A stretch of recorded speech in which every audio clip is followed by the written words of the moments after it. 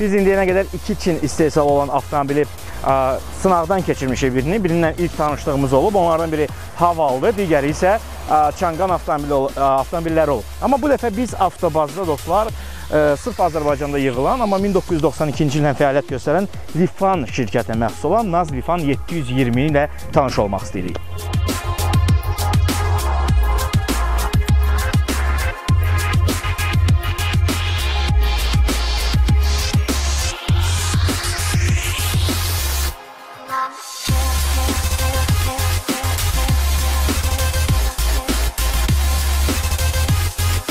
Lifan şirkəti qeyd etdiyim ki, 1992-ci ildən avtomobillər, skuterlər, kvadrotsikllar, motosikletlər və mopedlər istehsalı ilə məşğuldur. Və avtomobil istehsalında da onlar müəyyən qədər pay sahibi olmaq istəyirlər və Lifan şirkətinin dünyada 2 yerdə deməli, zavodu var, yəni Çindən başqa təbii ki. Bunlardan biri Azərbaycan, yəni Naxçıvan Muxtar Respublikası, digər isə Qaraçay-Çerkes Respublikasıdır, Rusiya Federasiyasında. Avtomobili bu bizə tanış olan Naz Lifan və ya Lifan 720 avtomobilidir ki, sırf Azərbaycanda Naxçıvan Muxtar Respublikasına yığılır və Naxçıvan avtomobil zavodu ilə əlaqə saxlayaraq bu avtomobilin qiyməti ilə maraqlana bilərsiniz. Avtomobildə nə var? İlk olaraq ondan başlayaq ki, radiator barmaqlarını belə müasir üslubda eləyiblər və işıq sisteminə, işıq dizaynına baxsaq, bir qədər bizi Hyundai bir qədər əvvəlki Sonatalar və bir qədər əvvəlki Genesislərə xatırladır. Amma ümumilikdə Çinli mühəndislər çalışıblar ki, özəl bir dizayn versinlər. Bu baza komplektasiyasında olan avtomobildir. Full komplektasiyada olan avtomobildə həmçinin parktroniklər də olur. Bax, bunda parktronik yoxdur. Burada yalnız və yalnız avtomobili yedəyə almaq üçün bir yer var, odur. Daha sonra bu xrom başlığıdır, radiator başlığıdır ki, o sadəcə bəzək üçündür, duman faralarıdır, adi deməli lampalardır, yəni LED deyil, amma burada LED işıqlar var. Bax, fikir verir, burada LED işıqlardan istifadə olunub. Bunlar isə adi sarı işıqlardır, ksenon deyirlər. Daha sonra bu avtomobil sinifində B sinif avtomobildir və bu B sinif avtomobillərin arasında C segmentində olan avtomobildir, səhv etmirəmsə, və öz Çinli həmkarları arasında təxmini 8-12 mm böyükdür, yəni eninə görə. Təkər bazasında 16 düymlü disklərdir və keçirik onun bagaj hissəsinə. Bagajı kifayət qədər geniş bagaj hissəsinə malikdir və deyək ki, burada nələr var? Bir tam təkər var, sizə avtomobilçiyə verilən damkrat var, yedək deməli lenti var, hansı ki yedəyə almaq üçündür. Daha sonra, bəli, damkratı da var, tip şantası falan verilmir. Amma tam disk təkərdir, eyni ölçüdə, yəni avtomobilin təkər bazası ilə eyni ölçüdə. Təxmini 380-420 litr bagaj yeri var ki, bu sinifi üçün yaxşı göstəricilərdən biridir. Düzdür, biraz çox qabağa gəlib, amma kifayət qədər dərindir. Burada səs izolyasiyası yoxdur, dəmirdir, amma burada kabellərin üstü açıqdır. İndi onu yoxlayacaqsınız, orada nə var? Bagaj adi. Yəni, səs izolyasiyası bu nədir? Bu uşaq. Nədir? Uşaq qaçmasın. Bagajı uşaq qoyana uşaq. İçindən açmaq üçündür. İçəridə adam qalsa birdən təsadüfən də bunu batıb bagajı içəridən açmaq mümkün olacaq. Yəni bu maşından adam oğramaq mümkün deyil. Yəni birini başlayaq. Okey, gəlin arxa oturacaqdan başlayaq. Bu avtomobilin arxa oturacağında rahatlıq nədən? Tam dəri salondur. Keçirik bura. Genişlik. Nədir? Kül qabıdır. Arxa deflektorları yoxdur, yəni arxaya hava vuran yoxdur. Dəri orta keyfiyyətli adamı. Bu plastikdir, dəriyə rənginə uyğun o plastikdir. Arxa şüşə qaldırıcıları var. Daha sonra bu biraz belə açılır, bax, görür. Elə bir ki, tam əlinin aşağı düşsün deyə açılır. Belədir. Burada stəkan qabıqları düşür. 3 nəfər rahatlıqla bu avtomobildə otura bilər, baş üstündə yer qalır. Ortada olan belə o böyük çin sətli də yoxdur, yəni Alman avtomobillərində olan. Amma belə genişdir. Amma bizim Orxan oturmalıdır bura, çünki ölçü vahidi məhz Orxan nəzərdə tutulub. Yerləşə bildin? İleride çətin olur, onda da rahat. Baxın. Yer var. Ayaqların üçün də yer var sənin. Amma biraz, yəni maşın alçaqdır deyə girmək çətindir. Sonra nə var burada? Arxa oturacaqlarda kəmər var. Arxa oturacaqların işığı yoxdur. Arxa airbag yoxdur. Yəni avtomobil Avropa bazarı üçün nəzərdə tutulmayıb. Yəni digər MDB ölkələri və s. Avtomobilin motoru ilə tanış olaq, daha sonra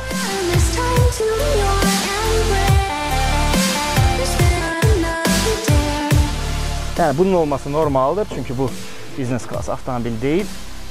Belə qoyduq.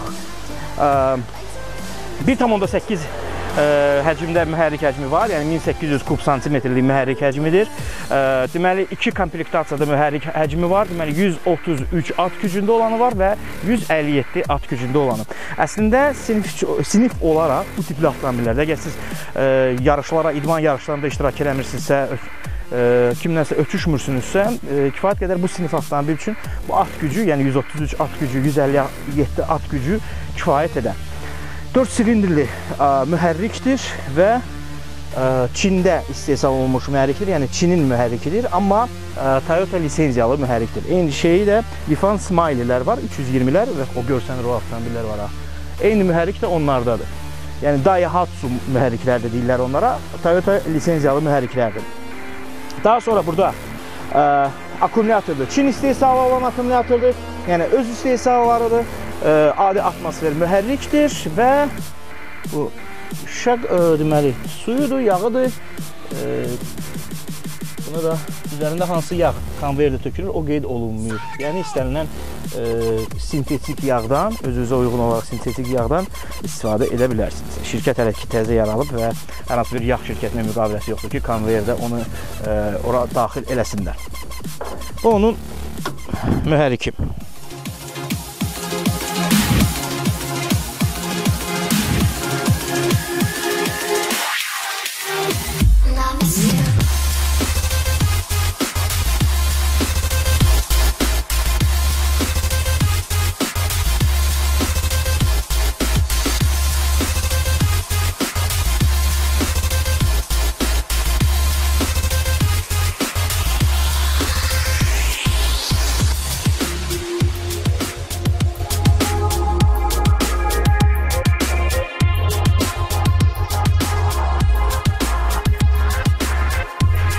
Avtomobilin full komplektasiyasında ön oturacaqların qızdırılması, həmçinin airbag, həmçinin yəni hər iki oturacaqda airbag var. Airbaglər, təhlükəsizlik yastıqları, yəni onlar nəzərdə tutulub. Avtomat korobkası hələ ki istehsal olunmur, amma avtomat korobkası olunanları istehsal etməyə düşünülür. Avtomobilin start stopu yoxdur, amma güzgün güzgün nizamlayıcısı var. Sürət göstəricisinin işıqları nizamlayıcısı var. İşıq idarə olunandır aşağı yuxarı. Sükan iki üslubda idarə olunur, yəni aşağı və yuxarı və çəkilmir. Qabağa iki üst formadadır, bax belə. Altda idarə olunur, mexanikidir. 5 pilləli adi sürətlər qutusudur. Zəncir üsullu, deməli DVD var, MP3 var, equalizer var, deməli radiosu var. Full komplektasiyada burada yalnız elektron display olur, burada adi displeydir, amma full komplektasiyada xüsusi touchscreenli displey var. Yəni burada fikir etsiniz, adi displeydir, onu işə sala da bilərik. Mühərrik belə işə düşür. Yəni orada kondisioneri var, kondisioneri də yoxlaya bilərik. Daha sonra adi bura deyir o. Fikir verirsən, qapının orasına deyir o. Çox enlidir nəticə, hə? Ora deyir, o düzə bilər onu. Adi barda çoxdur, burada da adi barda çoxdur. Burada 101 çıxış var, 12 voltluq çıxış var. Burada nə var? Burada külqabıdır, sigaret üçündür. Bizim sirap suyumuz var. Yeri gəlmiş, amma bu tip sirap var ha. Balaca. Mən də həmişə avtomobili bundan gəzdirirəm. Bir əlinizin altında olur. Avtomobildə su nə üçün lazımdır? Siz suzlayanda su içə bilərsiniz. Həmçinin nəsə hadisə baş versə, Allah eləməsin, Allah uzaq eləsin. Nəsə bir hadisə baş versə, o zaman yenə də bu sudan istifadə edə bilərsiniz. Yəni sirap bizim içdiyimiz sudur. Deməli, ön və arxa qapılarda olan şüşələrin qalxıb enməsini kontrol eləmək olar, onu blok eləmək olar. Sonra nə var burada? Ön alətlər paneli adidir, yəni taxometr, biraz idman üslubundadır. Bura yumuşaqdır, səsini sürəndə biləcəyik. Daha sonra nə var ya burada? Başqa heç nə, yəni kondisioneri qoşmaq lazımdır. Yəni bagaj buradan açılır, qapıların blok olunması ilə bu alətlər panelində olur. Kondisioneri qoşduq. Ya Allah, qoş görək, vur görək. Deməli, əl tormuzu bax belədir. Kəməri bağlayıq. Deməli, odometr bizə 11 dərəcə istilik göstərir Naxçıvanda. 100 litrə nə qədər xərcləyir, mən sizə deyim. Deməli, 100 kilometrə 6 litr, 7 litr yanacaq sərf etmə qabiliyyətinə malikdir. Sürmədən asılı olaraq. Biraz ağır gəlir bu. Yəni, bu avtomobildə başqa nə var? İndi görəcəyik.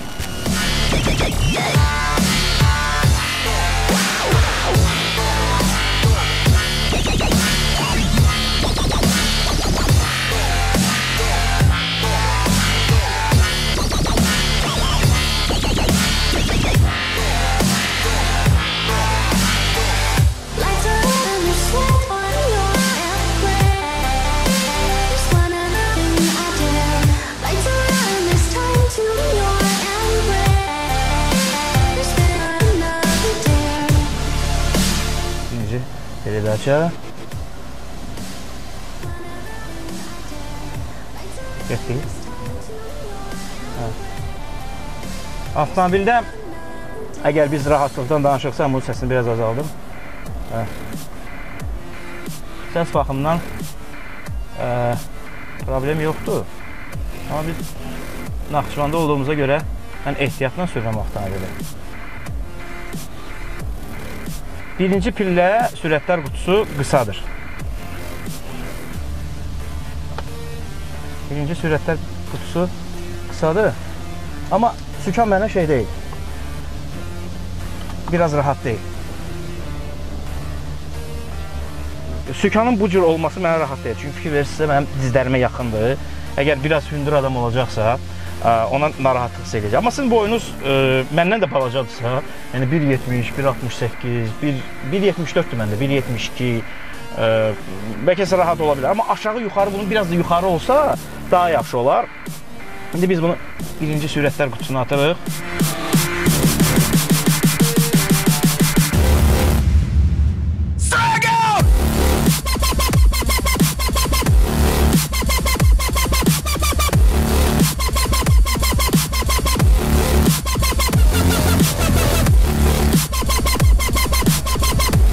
Kondisioner işləyəndə biraz mühərrik gücə düşür, sözünüzü.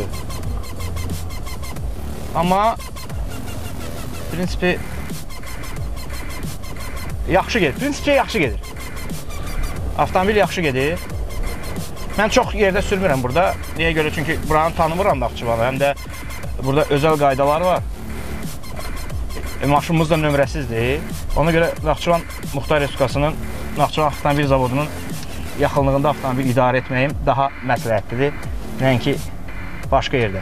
Ona görə məni qınamayın ki, niyə görə dala-qabağa BC elədin. 37 litrdir yanacaq həcmi, 37 litrdir. Və 100 kilometrə haradasa 6 litr yarım, 7 litr yanacaq sərf edər maksimum kondisionerlə bərabər. Kondisioner pis vurmur. Hə? Sənə gəlib çatmır, hə? Kondisioner pis vurur, yəni yuxarı səs olacaq onda, heç səsimin mikrofona düşməyəcək.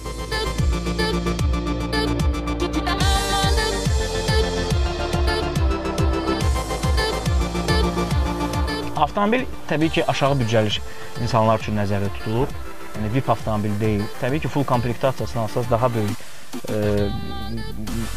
opsiyalarla tanış ola bilərsiniz. Yəni adi opsiyalarda olan bir avtomobildir. Parktronika yoxdur, amma siz bu avtomobilə parktronik qoydura bilərsiniz. Əgər sizin 12 min, 13 min manatınız varsa, maşın qiymətindən söhbət gedir. 12 min, 13 mininiz varsa, siz bu avtomobili full komplektasiyada həmin qiymətə əldə edə bilərsiniz. Avtomobildə səs izolyasiyası pis deyil. Yəni biraz səs var, onu da bəlkə də zavodda xüsusi sifarişlə də həll eləmək olar. Mühərrik adi Yapon mühərrikidir, daha doğrusu Çin mühərrikidir, amma Yapon lisenziyalıdır. 133 at gücü və 157 at gücü arasında bu avtomobilin dəyişir, yəni at gücü dəyişir. Sinifində, yəni Çin avtomobilləri arasında digərlərindən bir geri qalmasından səbəbi bunun mexaniki sürətlər qutusunda olmasıdır. Yəni avtomobil sürətlər qutusu olsa, bəlkə də daha çox satıla bilən avtomobil ola bilər. Amma mexanikada belədir ki, bu öyrəşməyə bağlı olan bir şeydir. Həm də birinci ilə ikincinin arasında, yəni keçirdəndə özüm fikir verdim. Birinci ilə ikinci arasında birinci çox qısadır. Yəni o sürəti yığdıqdan sonra mütləq sən gərək ikiyə atasan. Yəni o müddət qısadır. Amma adi belə də zəncirvari sürətlər qutusudur. Avtomobilin kiçik büdcəsi olan, avtomobili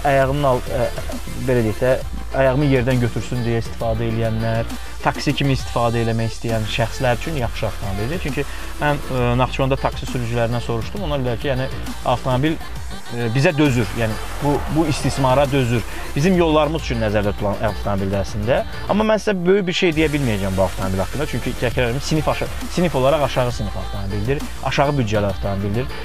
Müəyyən büdcələr daxilində bu avtomobildə bəzi opsiyalar əlavə ediblər. Məsələn, siz 12 minlik maşında, 11 minlik maşına digər avtomobillərdə diod işıqlar ala bilməzsiniz və ya ön oturacaqların qızdırılmasını ala bilməzsiniz.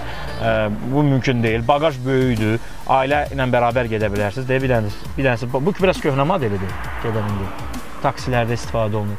Arxa işıqları dəyişib, özünüz fikir verdiniz, diod lampalardan istifadə olunub. Yəni, ümumilikdə avtomobil pis təsir bağışlamır. Amma bu Rusun sözü non-lyubitilə məsələsidir. Yəni siz köhnə, məsələn, görürsünüz Vaz avtomobili gedir də məsələn. O köhnə Vaz avtomobilindənsə Naz Lifan ala bilərsiniz. Və ya Çin modelləri arasında seçim edirsinizsə, Lifan, Çangan, Haval daha yuxarı kateqoriya avtomobildir, onu demək lazımdır. Təbii ki, çünki Haval H9 hətta Avropada satıla bilən avtomobildir. Biraz fərqidir, amma Çangan, Lifan arasında seçim edən zaman bu avtomobilə diqqət edin. BD var Çin modeli, Chery var Çin modeli. Onlar arasında bir seçim edirsən, əgər siz Çin avtomobili seçirsinizsə, mütləq buna diqqət etmək lazım. Yəni gəlin bu avtomobilə baxın, Bakıda satış mərkəzləri də var. Bəlkə xoşunuza gələ bilər, zövqünüzə uyğun ola bilərsə, bu avtomobili əldə edə bilərsiniz. Həmçinin bu yerli istehsal olan avtomobildir də. Yəni bu avtomobil bizdə yenicə istehsal olmağa başlayıb. Yəqin ki, Çinlilər bu avtomobili inkişaf elətdirdikcə, daha yaxşı modellər, daha yaxşı mühəndis həlləri etdikcə bəlkə də biz üçün daha yaxşı avtomobillər də istehsal edə bilərlər. Bu avtobazın növbəti 30-cu buraxılışı idi. Özünüzə yaxşı baxın. Naz Lifan sürmək istəyirsə, gəlin test edin. Baxın, xoşunuza gəlsə ala bilərsiniz. Gələn həftə görüşərik, qismət olsa.